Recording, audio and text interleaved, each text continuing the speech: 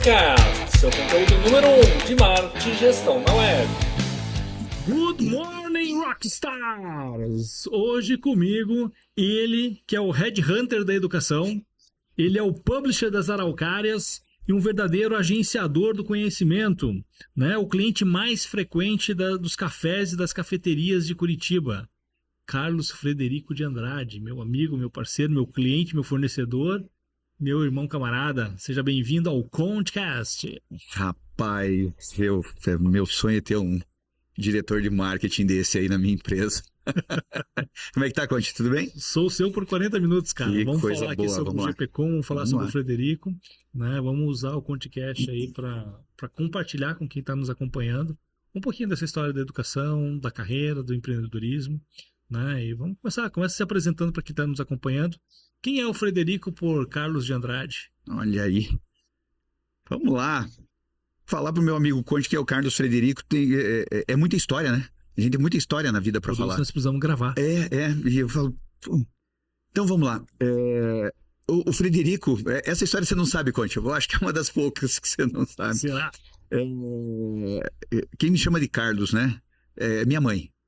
E eu falo assim, quando surgiu o Frederico? Cara, eu acho que foi quando eu estava na prefeitura, né? Então era Carlos, e daí Carlos Frederico e tal. E um dia a gente estava lá, o pessoal falou assim: mas Carlos Frederico é grande para colocar no crachá e tal, vamos colocar Frederico. E aí tomou conta, né, o Frederico. E eu tenho conversado bastante com muita gente, né? E o pessoal sempre pergunta: como é que você quer ser chamado? Né? Então é legal a gente falar disso, né? Porque o Carlos é uma pessoa que cresceu com todo o sonho que todo mundo tinha, né? De ser alguém, de conseguir de estar bem numa empresa. Eu queria ser o executivo. Queria ser o executivo, aquela sonho de criança, né? Primeiro, o sonho de sempre foi ser rico.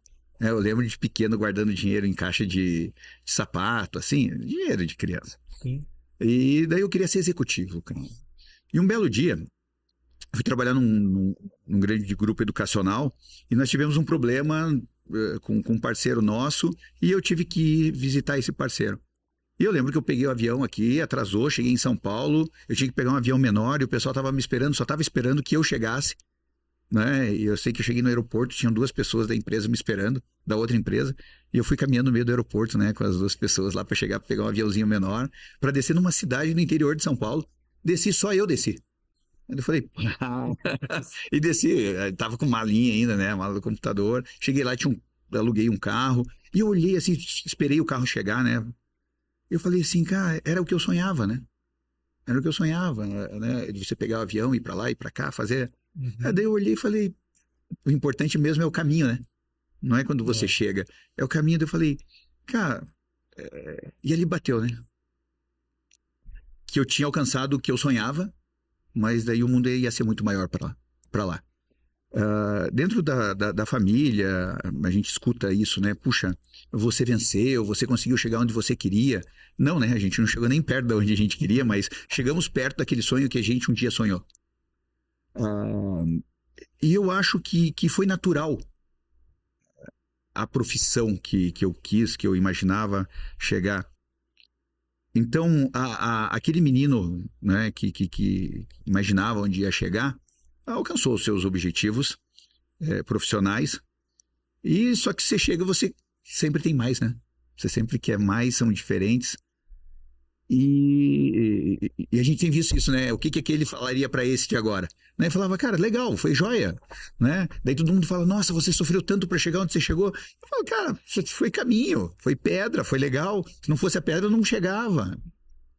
Então, eu falo, cara, o Frederico de hoje tem a mesma idade daquele menino lá que sonhava. E eu acho que é isso que vai fazer com que a gente viva muito, né? Intensamente jovem, Entre né? gente, né? Entre a gente. A quinta série que habita na gente, eu acho que é que vai fazer com que a gente consiga realizar muito mais pela frente. Sim. Então foi legal. Eu falo assim, está sendo, é muito bom essa caminhada, né? Mas eu quero mais, cara. Eu quero mais. E o querer mais não é o dinheiro. Querer mais é isso que a gente está fazendo, é a gente está aqui comunicando, é a gente está aqui conversando, é a gente está com o nosso aluno, é a nossa família, é realizar projetos. Eu acho que o mais importante é realizar projetos. Não que dinheiro não seja importante, né? Daí o cara vai falar, isso é demagogia. Não, não é. Né? Eu falo, para quem tem uma empresa, você cria uma empresa para ganhar dinheiro. Ponto. Mas é a coisa que a gente não discute mais. E é isso, eu quero mais, né? Mas eu quero fazer com que as pessoas entendam que trabalhar pode ser legal, que é Não divertido. Um árduo, né? Não é árduo, né, cara? A gente vira a noite trabalhando, mas no outro dia a gente vai descansar. A gente pode estar com a família, diferente do que acontece com muitas pessoas que vivem para o trabalho. Eu falo, o trabalho para nós ele é importante porque ele dá tempo para a gente viver com a nossa família. O Fred, e você como um profissional da educação, a gente vai entrar mais em detalhe na sequência, mas para você, o que é educação, mas principalmente, qual o valor, qual o papel da educação na sua jornada, no seu olhar de mundo, como que você posiciona a educação nesse mundo aí que a gente respira, que a gente vive, que a gente tenta transformar para ser melhor? Tem que tomar cuidado para não cair na vala comum, né? De falar que a educação é que muda, mas é a educação é que muda. Né? Eu falo, eu venho de uma família que não teve recurso para que eu pudesse estudar numa escola particular, que eu pudesse ter feito curso de inglês, que eu pudesse ter aqueles sonhos que a gente tem para os nossos filhos. Mas a virada de chave foi a educação. Se eu não tivesse estudado, a minha vida seria outra, claro, teria outro caminho. E foi a educação mesmo. Foi a situação de que eu olhei e falei, puxa, eu preciso fazer uma graduação, eu preciso fazer uma especialização, eu preciso mudar de vida, e a única forma que eu tinha dessa mudança foi pela educação. Eu admiro as pessoas que, sem ter estudado, conseguiram alguma coisa, porque ela tem o seu valor, ela conseguiu. Mas não é regra. Não é regra. A gente está falando num universo muito grande de que você tem um jogador de futebol de sucesso, você tem um youtuber de sucesso, você tem uma pessoa que não estudou e conseguiu. O exército que tem atrás disso somos nós, que para mudar precisa, para dar um salto maior. E a educação foi isso. Por isso eu falo para as pessoas, eu tive aluno que falou assim, para que eu vou estudar para ganhar um salário mínimo? Eu falei, cara, você imaginou se você estudando ganha um salário mínimo, quem não estudou vai ganhar quanto? Era uma outra realidade. A gente está falando de 15 a 20 anos que a educação é tratada de uma maneira diferente, as políticas públicas que são utilizadas, elas não abrangem uma educação de qualidade, sim, vamos lá, vai lá se formar. E não é assim, não é. É muito difícil hoje você obter o sucesso que você sonha sem você conseguir ter conhecimento. Seja ele formal, seja ele por uma faculdade. Então eu falo, todos os dias a gente precisa mostrar quem você é. E eu falo, e uma dessas é a educação. Ela legitima quem é você. Você pode falar o que você quiser, que você é uma pessoa de sucesso. Vai chegar lá na frente e a pessoa vai falar assim, você estudou o quê, Conte? E abre portas não só pela referência, pela autoridade, pelo diploma, mas por saber fazer. Eu falo muito nos treinamentos, nas minhas aulas, né, que conhecimento não é, aliás, estudar ou participar de um curso, ouvir um podcast como esse, seja educação formal, tradicional ou não, e talvez o segredo seja o mix de tudo isso, você estudar não é sinônimo de conhecimento. Você ter conhecimento não é sinônimo de você saber fazer. Né? Agora, o que o mercado valoriza? O mercado valoriza resultado. Você sabe fazer, você consegue colocar em prática, você gera resultado com isso, você vai ser valorizado. Precisa da educação formal? Muitas vezes não. Quantas pessoas a gente conhece que são autodidatas, os cases de sucesso, mas como você bem colocou, existe um exército de fracassos que a gente não vê justamente porque fracassou. Né? A gente só conhece quem chegou lá sem fazer o caminho tradicional. Agora, ajuda, né? É um alicerce muito grande quando você tem uma base sólida que te dá condição de você subir um degrau por vez e chegar num outro patamar. Então, seja a educação formal, fazer uma graduação, uma especialização, lato, estrito senso, não importa, mas você ter o espírito de aprendiz. Porque não adianta ter feito 3 pós-graduações há 20 anos atrás e estagnar.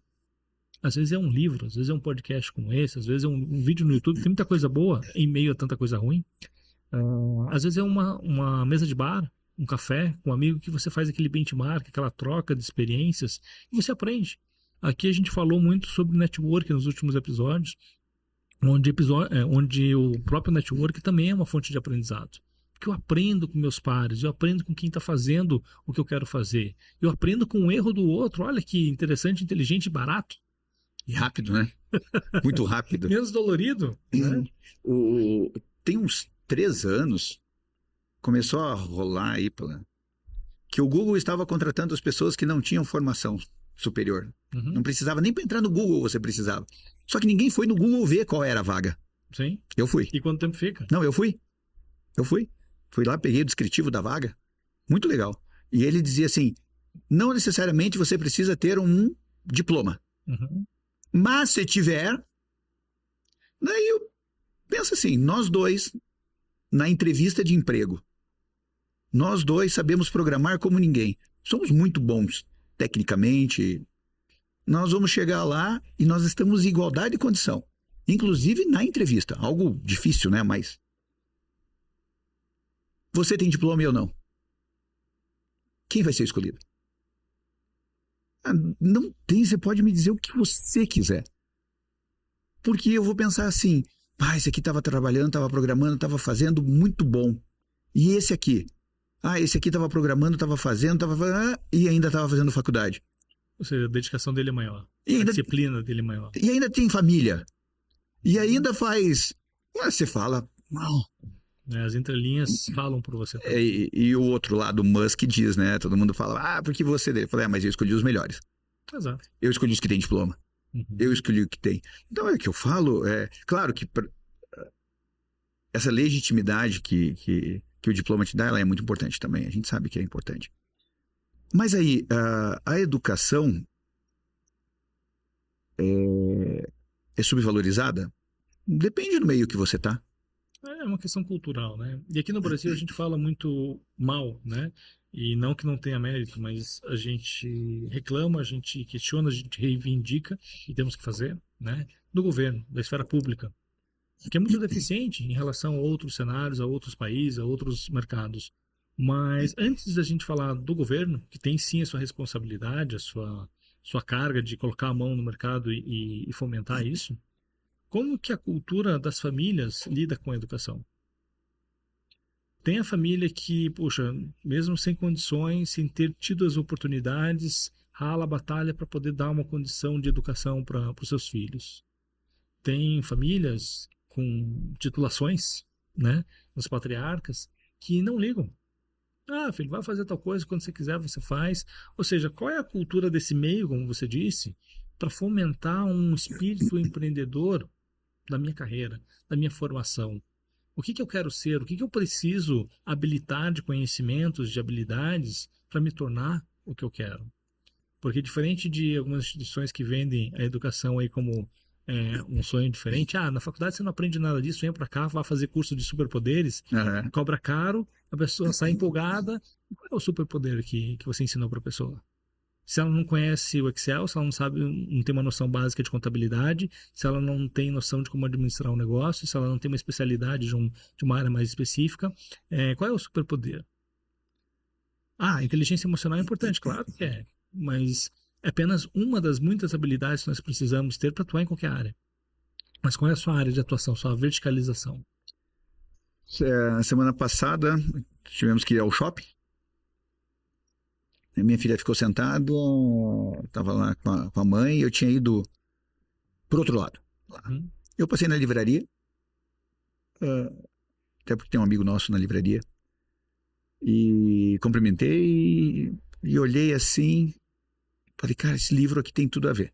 Falei, comprei o livro, minha filha estava sentada ali no sofazinho na hora que eu cheguei e entreguei o livro para ela. Daí ela olhou e falou para mim, eu falei, presente para você. Ela foi lá, abriu o livro, que legal e tal. Essa semana deixou em casa, cheguei lá, tava lá o livro, daí ontem ela chegou e falou assim, bonito o livro, né? Eu falei, bonito? Ela falou, eu olhei também, é bem legal, logo que eu terminar o meu outro livro eu vou ler esse aqui. É a diferença de você chegar e É dar o estímulo, é dar o caminho, é dar o exemplo. A gente vê também essa história toda hora, da gente vê nos vídeos, né? Os pais nos celulares e aí no banco tem um lá lendo o livro e tal.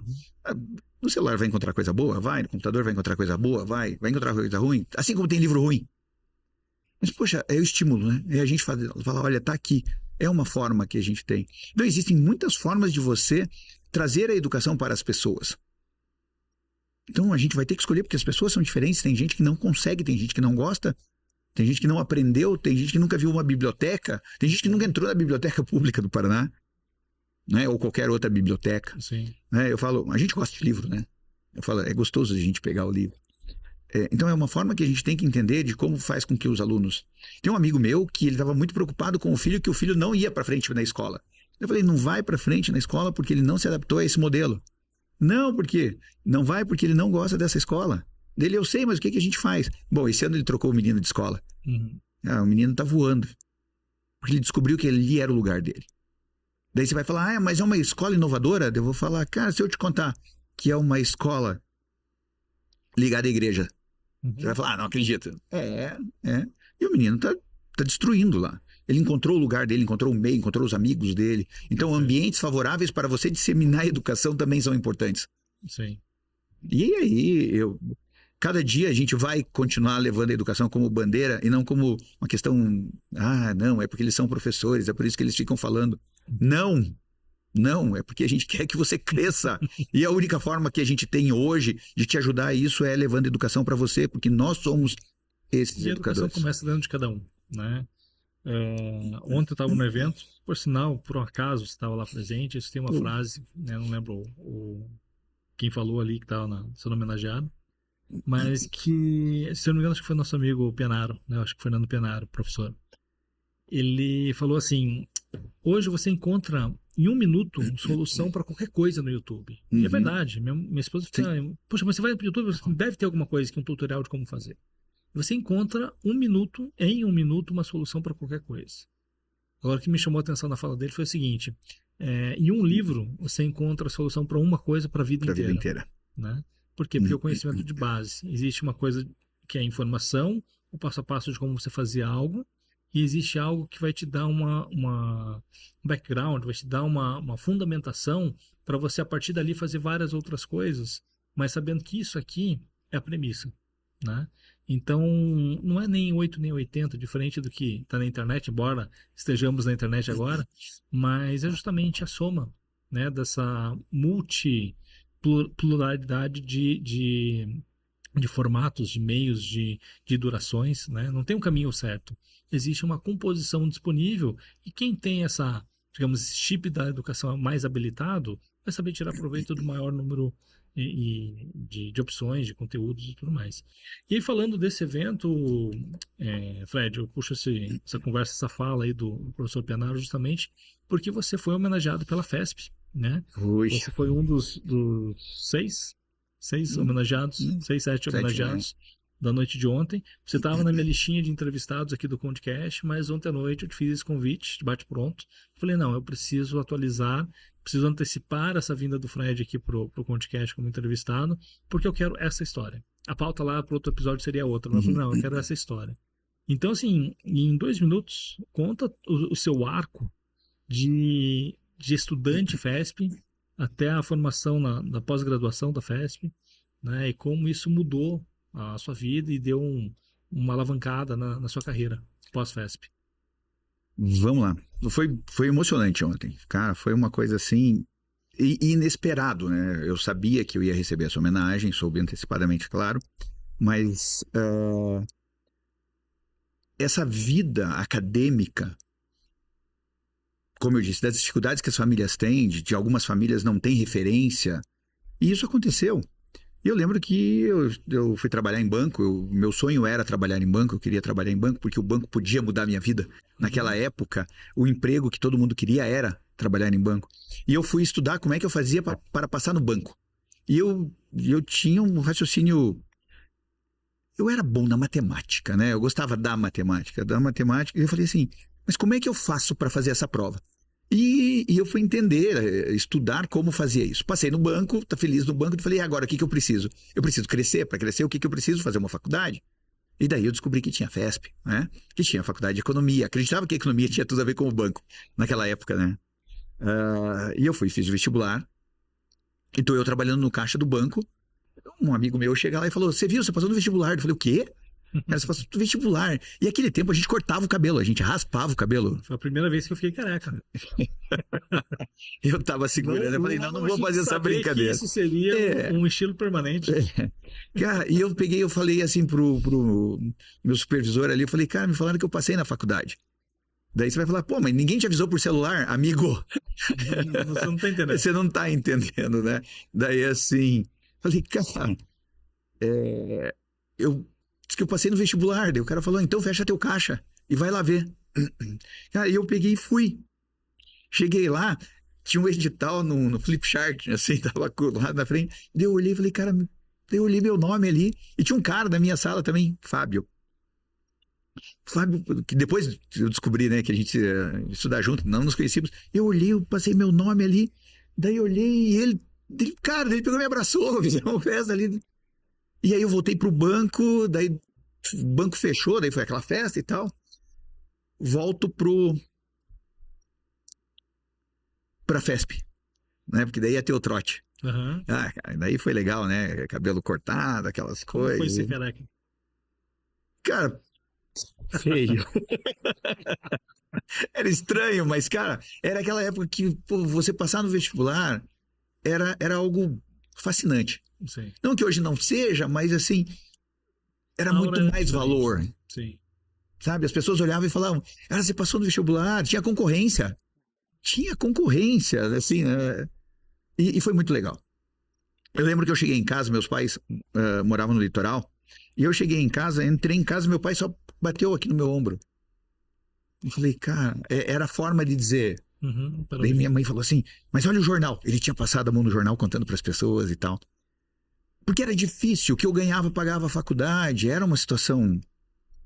Mas foi lá na FESP que eu descobri coisas que mudaram minha vida, né? Então vamos lá, porque tenho só mais um minuto para contar essa história. Uma professora no final do curso chegou para mim e falou assim: Eu quero que você venha para a sala de aula contar a tua experiência, como foi viver a faculdade. Você que teve todas essas dificuldades. Porque eu saía da FESP 11 e pouco da noite e eu morava no Campo Comprido. A gente está falando de muito tempo. Né? Então, eu saía a pé da FESP todas as noites, lá perto do Hospital das Clínicas, atravessava a Rua 15 inteira. Imagina a Rua 15 inteira, 11h30 da noite, em Curitiba. Eu passava por lá depois Frio, da PUC também. chuva, para pegar o ônibus na Rua Barbosa para ir até o Campo Comprido. Era difícil, era difícil. Mas vendo hoje era legal. Né? E aí foi. 5 anos assim da vida.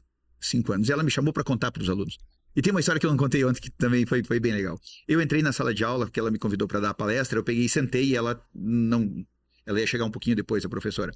Eu peguei e sentei e tinha um menino do meu lado, ele falou assim: Você veio fazer prova? Eu falei: Vim fazer prova. Daí ele: Se precisar de ajuda, me pede que eu te ajudo, tá? Eu falei: Tá bom, obrigado, valeu. Daí chega a professora e fala: Hoje eu trouxe um convidado especial aqui para falar para vocês como é a vida na academia e tal. Daí ela falou: Vou chamar o Carlos Frederico, aqui, o nosso aluno. Eu levantei, ele olhou para mim assim, eu vi que... vermelho. Daí eu olhei e falei: Valeu, parceiro. E ali eu fui dar uma palestra, eu falei: Cara, é isso que eu quero da minha vida. Saí dali, me formei no dia 31 de janeiro, no dia 8 de fevereiro, iniciei a pós-graduação. Com todas aquelas dificuldades que tinha de você conseguir dinheiro para fazer uma faculdade, eu cheguei na faculdade e falei assim: se eu conseguir fazer com que a turma venha para cá, eu consigo um desconto para ter. Consegue. Eu falei: e se eu conseguir, a minha turma também consegue o desconto? Então tá, vamos fazer o seguinte, vamos fazer um desconto que a gente vem mais... E a gente conseguiu desconto para o pessoal poder estudar, para fazer a pós-graduação. Foram as primeiras turmas de pós-graduação da FESP. E aí eu fiz a pós, durante a pós eu já comecei a dar aula. Consegui num curso técnico. Então era muito legal, dava aula para piazada de 15 anos, cara. Era algo assim, fantástico. E na FESP, na nossa formatura, nós trouxemos o presidente do Conselho Regional de Economia para fazer a premiação para o melhor aluno da FESP. E logo depois eu recebi um aviso, um comunicado pelo Conselho Regional, porque daí todos nós nos credenciamos ao Conselho, né? Então, é o que eu falo, eu sou um bacharel em ciências econômicas, não, mas eu sou economista, porque eu faço parte do conselho também, né? Tem meu número lá, 6.000 no conselho. Eu falo, poxa, é importante isso? É importante porque o conselho me chamou, me dizendo que tinha um processo seletivo para trabalhar na prefeitura de Curitiba. Aí eu, sem saber, fui lá, participei do processo seletivo e foram 4 aprovados. E eu fui um dos 4 aprovados. Que legal. Para trabalhar no programa da prefeitura, que era um programa que ia começar, que é o Linha do Emprego. Que era um programa de E foi desenvolvimento econômico. a sua formação na FESP que lhe abriu essa porta. Eu falo, e se eu tivesse escolhido outra faculdade? E se eu não tivesse escolhido economia? E Se não tivesse escolhido fazer faculdade. Se eu não tivesse escolhido fazer a faculdade? E lá na prefeitura, o mundo mudou, né? O mundo mudou, as realidades foram aparecendo, coisas que eu nunca imaginava na vida. Fui fazer a apresentação desse projeto para uma equipe do Banco Mundial. O prefeito de Curitiba, que foi apresentado para o prefeito, foi apresentado no dia que eu fiz essa apresentação para o pessoal do Banco Mundial, a secretária responsável pela pasta chegou que era a secretária de Finanças de Norá, uma pessoa brilhante. Ela chegou e me apresentou para o prefeito, falou, prefeito, o Cássio Taniguchi. Prefeito Cássio, queria lhe apresentar o Frederico. Ele falou, mas eu conheço o Frederico já, né? Ele falou, não, o senhor não conhece o Frederico como gerente do programa Leão do Emprego. Daí eu olhei assim, eu também não sabia dele. Puxa, que bom, menino, veio na hora, né? Daí ele falou, conte comigo. Eu falei, cara, eu tava com o prefeito de Curitiba, uma das cidades que todo mundo gosta, acha lindo, quer morar, todo mundo fala bem de Curitiba. Eu falo, cara, olha o que aconteceu. E daí, de repente, a faculdade que me proporcionou tudo isso me chama para me homenagear. Falei, cara, é algo muito mágico. E até ontem eu conversando ali com a Silvia, né, com o professor Schlen, eu falei, poxa, parabéns, porque a gente vê, e a gente que está ligado à educação e está dentro de tantas instituições de ensino também, a gente sente falta disso, a gente não vê com a frequência que deveria esse tipo de devolutiva da faculdade. Egresso, volta para cá, me conta a sua história, inspira quem ainda está aqui ou quem está chegando, né, como essa revalorização de quem um dia foi aluno. Né? E acho que isso é muito inspirador, contar essas histórias, independente da grandeza do sucesso, mas a jornada, como você falou, o segredo está na jornada, né? A jornada pós-faculdade. E a gente estava falando um pouquinho com a Laura, com sua filha ontem. Puxa, é difícil, tem coisas que está vivendo, que vai viver, que vai ser o fim do mundo. Mas quando você falou no início da conversa, quando a gente olha para trás, 20, 30, 40 anos, cara, foram pedras no caminho. E que bom que elas existiram para que a gente pudesse passar por cima e se tornar mais forte. Né? Então, a gente, quando é jovem e maturo, a gente muitas vezes acha que é o fim do mundo, porque tem um grande desafio que a gente não vê solução.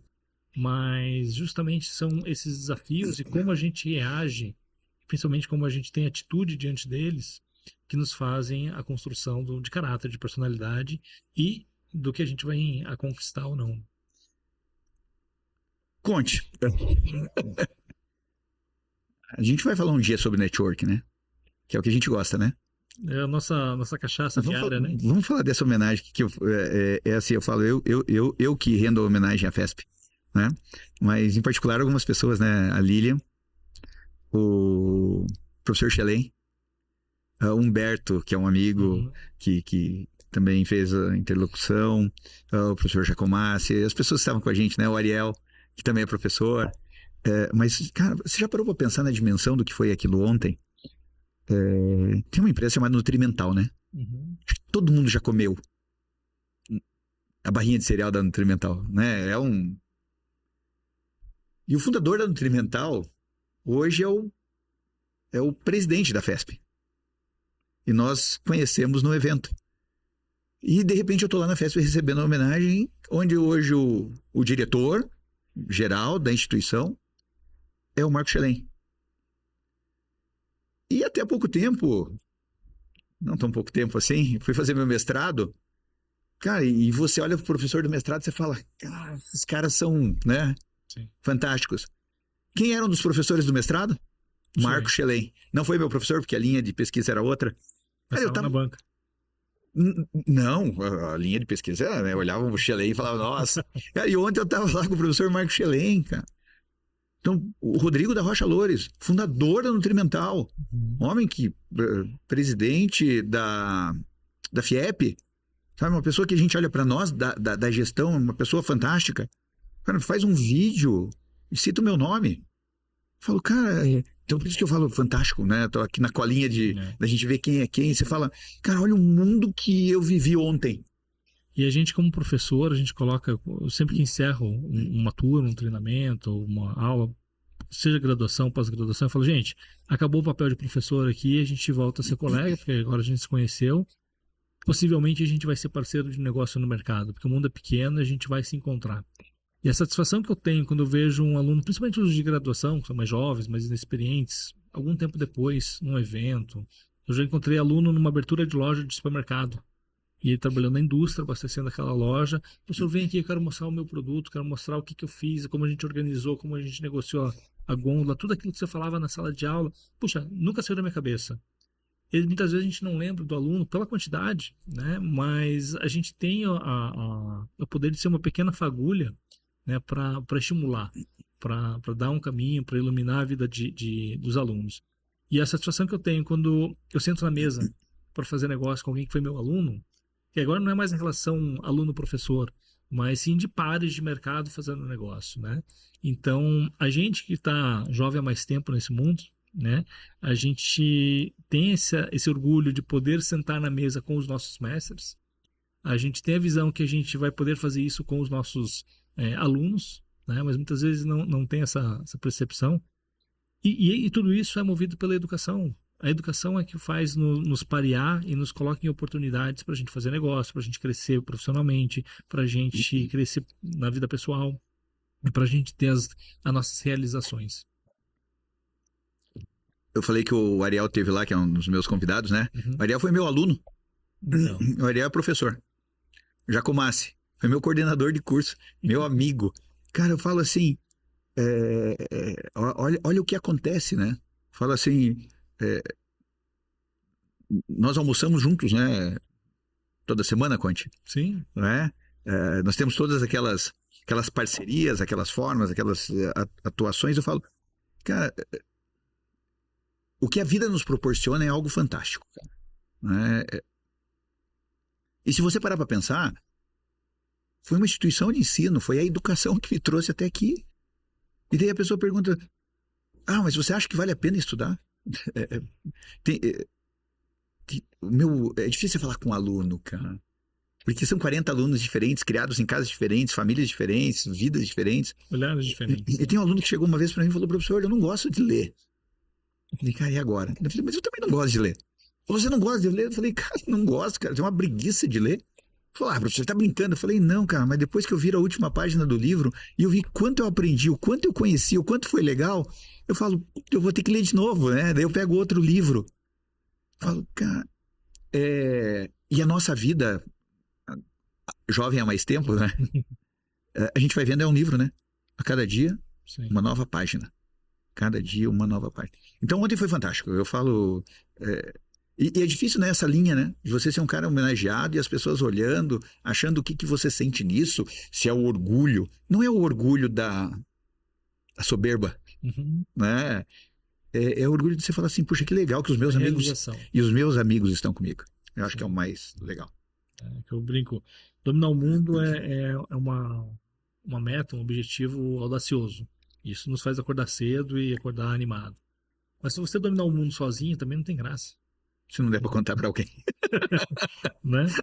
E, Fred, vamos, já que você está falando em virar página, vamos virar página aqui, vamos falar um pouquinho do GPCom, né? Então, fala da tua plataforma de educação, de como você hoje atua nesse meio de educação, você falou um pouquinho aí da vida como professor, e já emenda com a editora GPCom.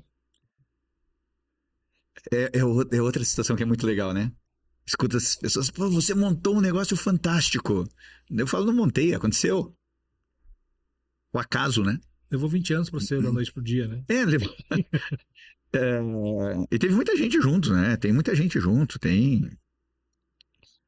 o GPCom, nós desenvolvemos uma plataforma onde divulgamos oportunidades de emprego para profissionais da área de educação. Eu trabalhava em 3 instituições diferentes e todo mundo ficava me perguntando por network de novo. Pô, como é que tá o Conte? Pô, o Conte tá bem, cara. Encontrei com ele ontem. Vamos trazer um outro amigo nosso pra mesa aqui, o Nascimento, Uhum. né? Daí chega o Conte e fala, daí eu vou lá e falo, Nascimento, o Conte tá bem, encontrei com ele ontem. Ah, que bom, manda um abraço pra ele. Daí cheguei lá, e daí, Conte? Sabe que encontrei o Nascimento? E aí, cara, como é que tá? Mestrado lá do Nascimento. Eu falei, cara, sabe como é mestrado, né? O Nascimento tá ralando lá. Mas tá indo bem também. Pô, manda abraço. Cara, só que isso constantemente. Daí um dia eu falei, pá, para de me perguntar como é que ele tá. Liga pra ele e vai almoçar. Daí o cidadão falou, liga lá e marca. Daí vamos nós. E daí nós fomos almoçar e daqueles... Eu falo se eram 10, 12, 15, eu não lembro. Hoje são 7 mil. Daí tem muita gente que fala pra mim, eu tive no primeiro almoço. Daí eu falo, tá. O seu primeiro almoço. Daí eu falo, tá, então tínhamos 300 nesse almoço, mas esse não é o problema. E isso cresceu e é orgânico, né? São 7 mil professores hoje cadastrados nessa plataforma. Uma comunidade, né? Eu falo... Qual é o mais distante de você? E qual é o mais próximo? Dentro desses 7 mil. A gente tá falando de distância física? Onde você tem professor hoje? Já tive na China, mas daí retornou pro Brasil e tá trabalhando como professor. Hoje, assinante eu tenho na Alemanha. Olha só. Tenho na Alemanha. O mais próximo, quer saber também? É do outro lado da mesa. Do outro lado da mesa aqui, o meu parceiro. Claro que é um negócio. Como todo negócio tem que dar dinheiro. Lógico. Não vamos parar de hipocrisia, né? Assim, não, é um negócio, precisa de dinheiro. Uma empresa é aberta para maximizar a rentabilidade como qualquer outro investimento. Agora imagina, é mais ou menos como o efeito Disney, né? Eu falo, cara, quando um professor ele consegue uma vaga de emprego e ele me avisa, e ele tá feliz com aquilo, para mim é o efeito Disney. Eu falo assim, cara, é a melhor coisa do mundo, eu ganho dinheiro com a alegria das pessoas. Uhum. Eu falo, cara, isso é muito importante. Eu falo que eu morro pelo sucesso, né? O meu negócio morre pelo sucesso, porque tem algumas pessoas que vão lá e elas assinam, elas arrumam um emprego, param de assinar. Eu falo, não para. Não pelo dinheiro, mas mantém, fica. Acertou, continua. Fica, né? Porque eu vou lembrar de você por mais tempo. Eu vou estar do teu lado, eu sou o teu parceiro. Eu falo, não querendo, talvez nem seja o ideal, mas agora que veio, eu sou o teu anjo da guarda dentro da área educacional, né? Eu quero estar ali dizendo assim, o coordenador me liga e fala, puxa, eu estou precisando de um professor assim. Ele fala, eu tenho essa pessoa, o ideal para você é essa aqui. Uhum. E o GPCom cresceu muito, né? A gente tem gente em mais 200 cidades do país. Mais 200 cidades. Você fala, poxa, isso é orgânico. Eu não estou abastecendo ali para que as pessoas saibam Sim. que existe. São as pessoas que contam para outras pessoas e aí vai, né? Se cadastram, assinam e estão fazendo parte dessa comunidade. E só que vem uma pressão, né? Eu recebi um professor agora que falou assim para mim, Fred, eu tô indo morar em Foz do Iguaçu. Vou continuar assinante do GPCom por causa das vagas de conteudistas, que é para todo o Brasil, que eu sei disso, mas eu vou para Foz. Eu falei, você tá brincando que vai para Foz? Por quê? Eu falei, eu tenho mais 3 assinantes em Foz, vamos fazer um café? Ele falou, você vai para lá? Eu falei, não dá, mas vamos fazer um café. Então a gente vai fazer o café do GPCom em Foz, né? Porque estão 4 professores lá, eles vão se organizar para que eles possam né, ajudar ali. Sim. E eu tenho uma pessoa, a Paula, cara, que é fantástica. A Paula trabalha numa instituição de ensino aqui em Curitiba, daqui, foi morar lá em Foz, ela faz trabalho remoto, ela faz a contratação de muitos professores nossos. Aí eu falo, ela é minha ponte. E eu falei, mandei o áudio para ela que a gente ia fazer o café dela, falou, só marcar que a gente vai fazer. Então é gente em todo o país, né? 200 cidades é muita coisa. E o GPCom criou vida, né? Eu falo assim, semana passada eu tive com uma professora, a professora Glauca, que era assinante, foi morar em São Paulo, voltou para Curitiba.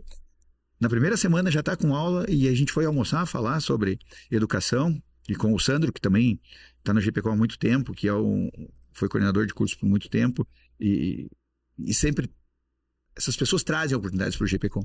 E ela falou, Fred, você não sabe o tamanho do GPCom? Eu falei, você não tem a noção do que é isso? Eu falei, não, porque é o teu dia a dia, né? Eu falo, eu acordo vivendo o GPCom.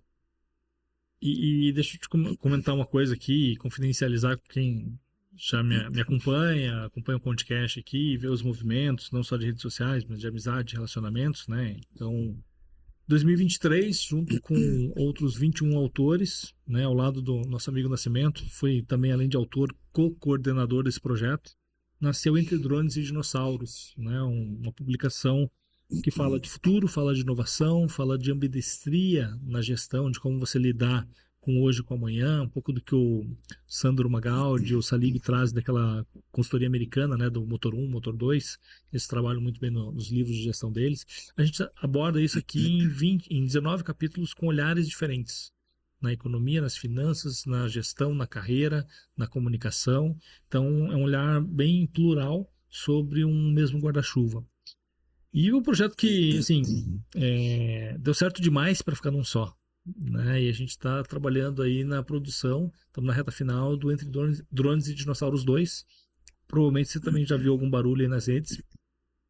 Mas depois de olhar 12 editoras, tá numa semana ali de concorrência, recebendo propostas, selecionando, a gente tinha um comitê de alguns autores que estavam envolvidos com isso.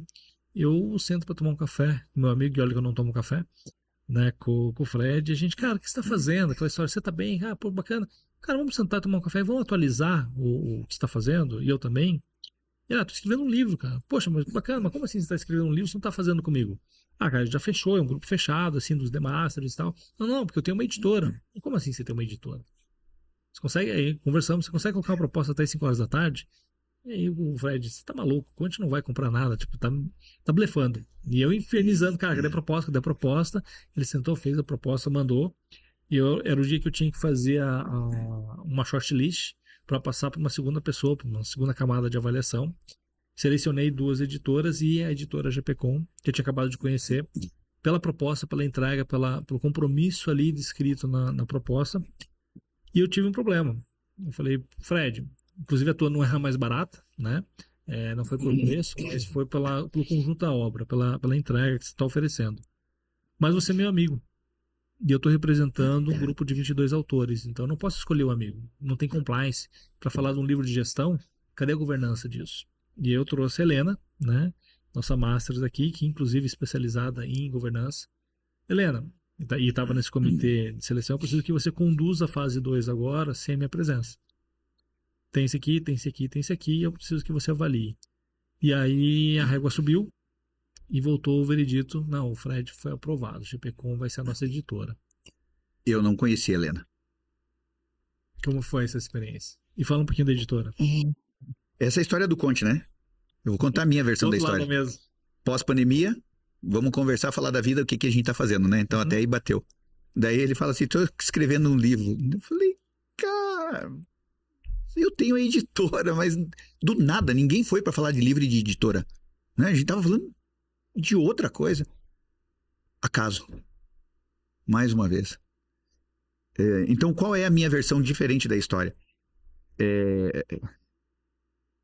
Ele passou a tarde toda falando, manda proposta, manda proposta, manda proposta. Eu falei, eu não vou mandar proposta, Conte, não tenho porquê. Não vai.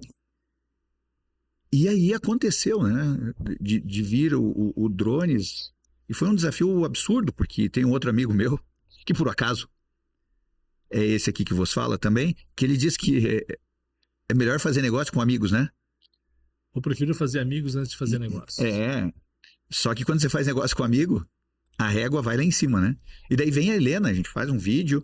E a Helena, uma pessoa fantástica, assim. Falei assim, mesmo que não feche o livro, só de conhecê-la já teria sido muito legal, porque é uma conversa que dura horas. E aí você foi me apresentando os autores, né? Eu falei, cara, olha o mundo que eu tô entrando. E foi mais uma situação mágica, né? Ter feito parte dessa obra. E foi sucesso, né? Foi sucesso, eu falo assim, para todo mundo. Está sendo ainda, né? Onde esse livro levou, Conte? Mais uma vez vem Prefeitura de Curitiba, né? O pessoal fala assim, pô, mas eles estão falando só... Nada foi...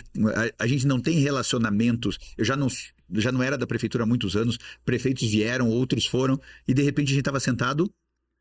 À frente do atual prefeito, do vice-prefeito, que agora, né, vai ser o novo. Vai ser o novo prefeito, Vice-governador. Presidentes, donos de empresas. A gente fez esse livro rodar e o The Masters vem desse movimento, né? A gente brinca que é uma iniciativa estilo Avengers, né? Dava pra gente falar. Não tem como falar deles, né? Não. Os 21 são... A gente teria que ter... É uma seleção de mentes brilhantes, cada um na sua área de atuação, mas que tem um compromisso de compartilhar a sua experiência, o seu conhecimento. E a gente achou no livro uma das formas, a gente tem cursos, tem outras coisas, mas o livro veio como um escape para a gente democratizar a nossa vivência, né? E não simplesmente colocar no papel e pendurar na prateleira, mas fazer esse livro girar, rodar. E a gente fez todo um movimento de posicionar ele com a intenção de que, puxa, se alguém lê, se permita ser influenciado por essas ideias e colocar isso na prática, a gente está levando o nosso olhar, a nossa vivência, a nossa experiência para grandes tomadores de decisão, né? Quando o Rafael Greca, o prefeito de Curitiba, fala: estou indo para Washington amanhã e eu não tinha o que ler no avião, eu vou ler esse livro. Quando eu vejo ele dando uma entrevista na televisão sobre alguma ação, eu falo, será que ele leu aquele capítulo e a tomada de decisão foi baseada, foi Essa inspirada fala, né? nisso? Essa fala. Né? Isso inspira a gente a continuar atuando como educador, né? E Fred, para a gente ir para os finalmente aqui, fala para quem tem o sonho de colocar no papel o sonho que está na gaveta. Como é que funciona isso? Então, e a editora foi isso, né? Era a gente fazer livro para os professores. Então, dentro dos drones, a gente tem muitos professores, né? Os que não são professores são pessoas que estão atuando com palestras, e só não sabem que são professores porque ainda não estão na instituição de ensino devido às suas atividades profissionais. Mas eu falo, cara, olha esse grupo que a gente tem. Olha quanta gente boa a gente tem. E agora nos drones 2 vem mais um time muito legal. Parte do que está no 1, outros que também estão aqui conosco. E esse movimento cresce, né? E a gente começa a ver outras pessoas dizendo assim, como é que eu faço para escrever meu livro? E não é fácil escrever um livro, né? Mas vem árvore, filho, livro, não nessa ordem. Então, se você tem vontade de escrever o livro, eu acho que a maior dificuldade é assim, com quem você conversa para escrever um livro? E as pessoas não sabem com quem conversa.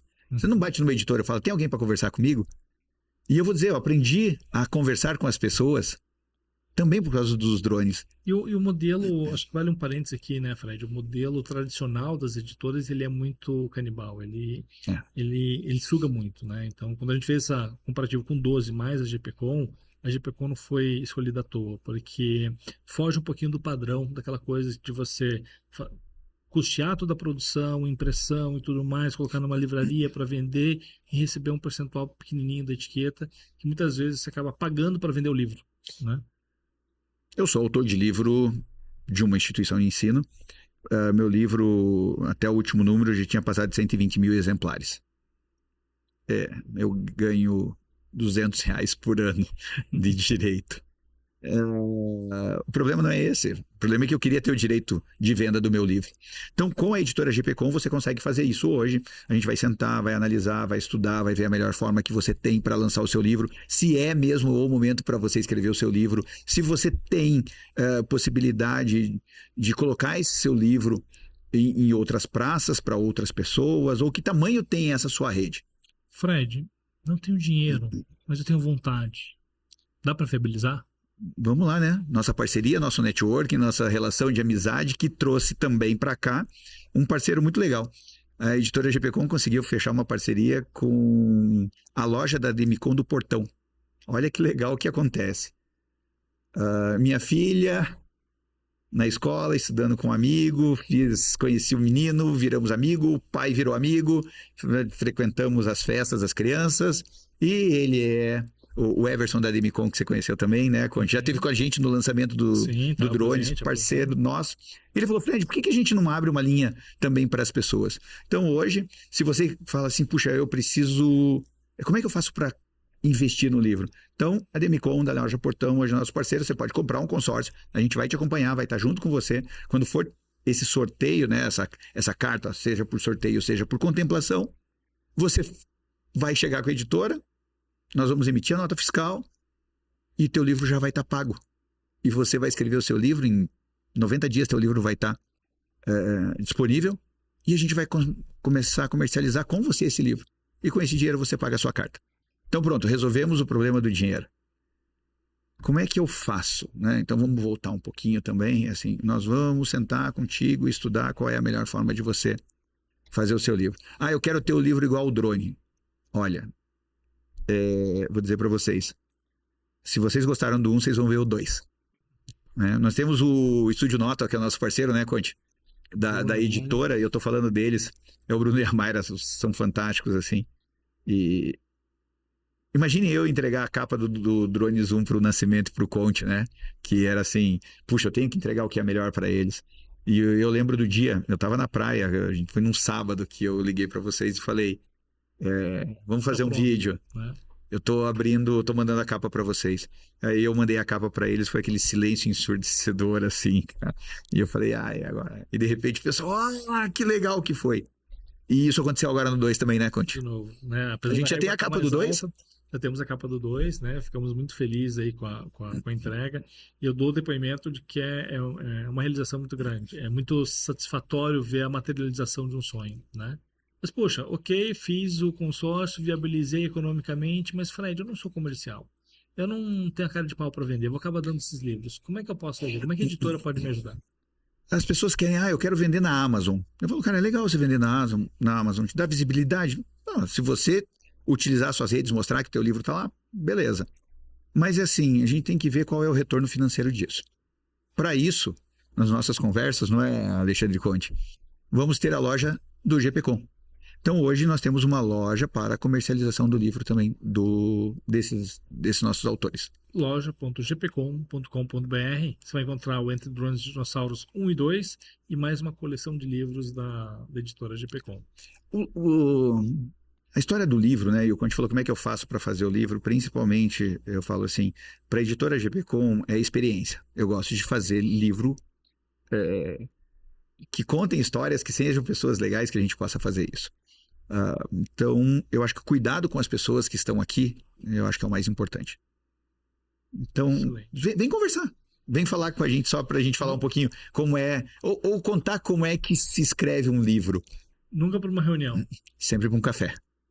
Como que as pessoas te encontram?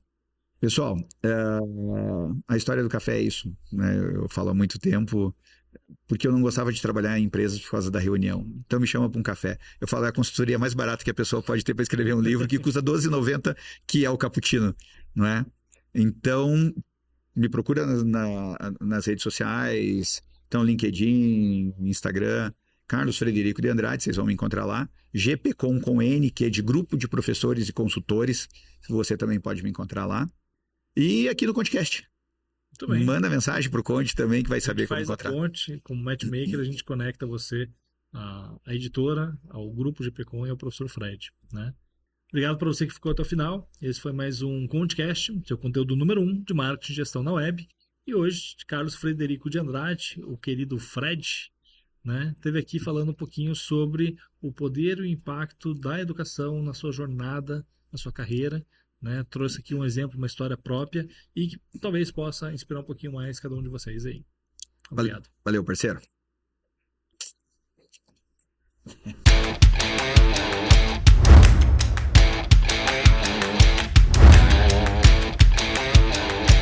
Comcast, seu conteúdo número 1 de marketing e gestão na web.